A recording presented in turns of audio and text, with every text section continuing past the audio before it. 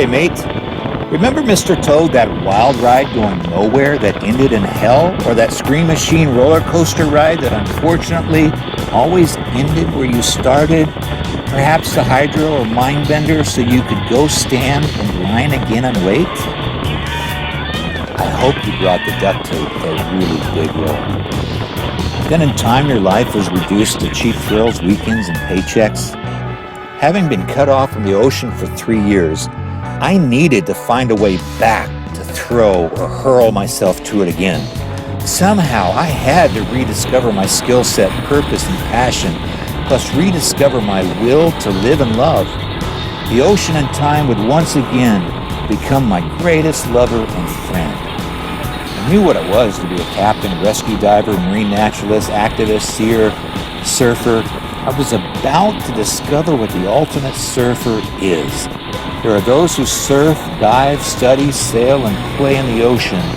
Then there are big wave surfers, pelagic watermen, and blue water sailors who live in the liquid life. We are ocean mavericks, mermen, and mermaids.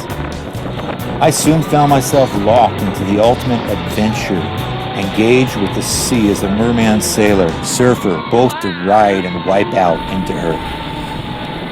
The freedom and embrace of the endless ocean is a wild bliss beyond that of land-loving orgasms.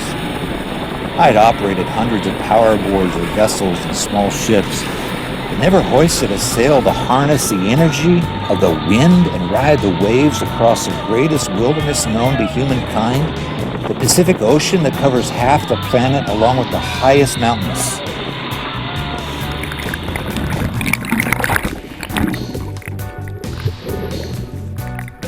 "20 years earlier, I had a dream.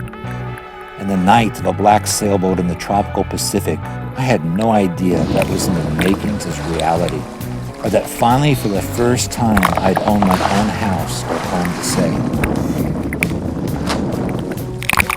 I was fortunate to be one of only 2 captains in the 30-year history of 100,000 passengers and numerous charter vessels to have never had an incident with this cave.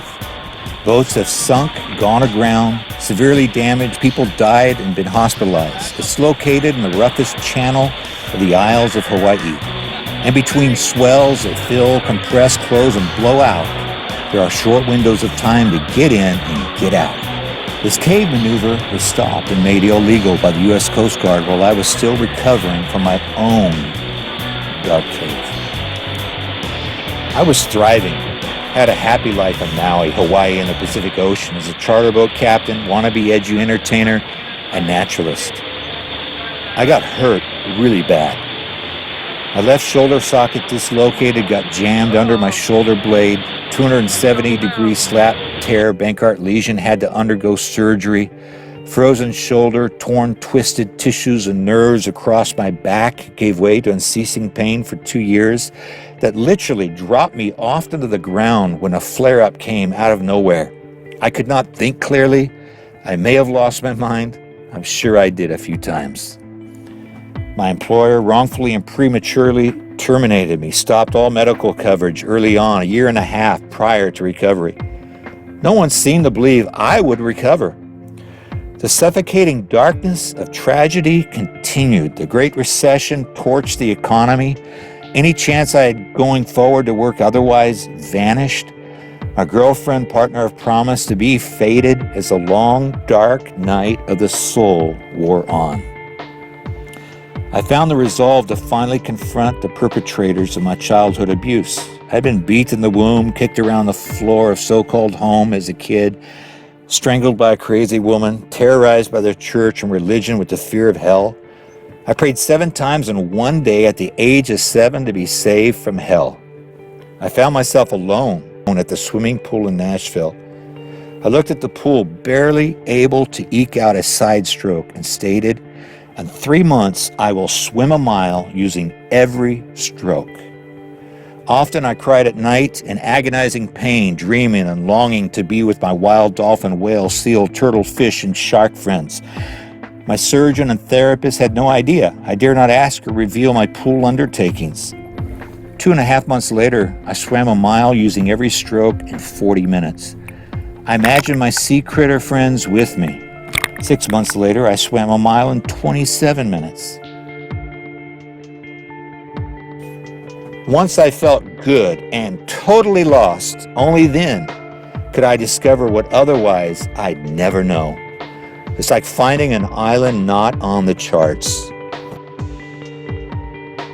I was tired of being told no, made to feel ashamed, beat down, going in endless circles. I cringed at the expert doctors telling me I'd never be able to participate in extreme adventure, resume a myriad of water sports and hobbies. My dad's last words echoed, "You can't sail, you don't know how to sail." Far away from my homeland, a few friends introduced me to sailing on what I called Lake Tennessee. In Nashville, I took up photography as a hobby.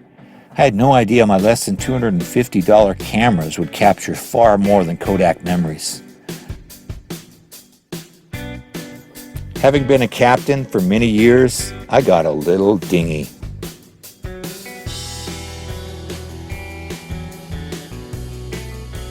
Plus a 48-foot Skookum sailboat to fix up and go sail half the planet. I've always liked boats, especially ocean-going ones, because in many ways they're like a good woman. They like it rough, get emotional, like to be touched, want attention. If you take good care of such, it'll save your life sooner than later or later than sooner. Together, we would mend one another. After a cold winter in Seattle, I hoisted sail for the first time in my life into the summer sun.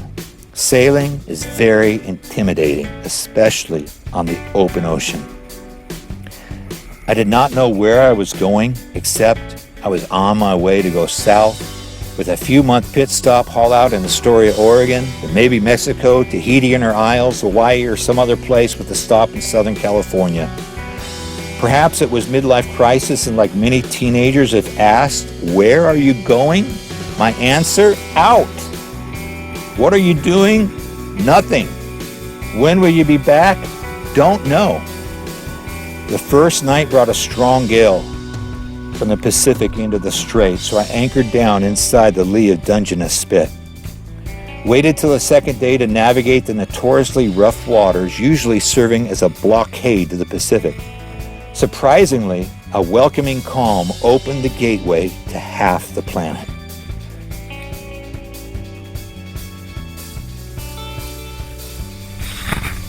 Testing 1, 2, 3. Try this again. Over there is Canada, eh? And out there is the Pacific Ocean as we make our way out of the Strait of San Juan de Fuca. So orcas today, humpbacks yesterday. Over there is the US of A, eh? Tend to go a little bit crazy out here.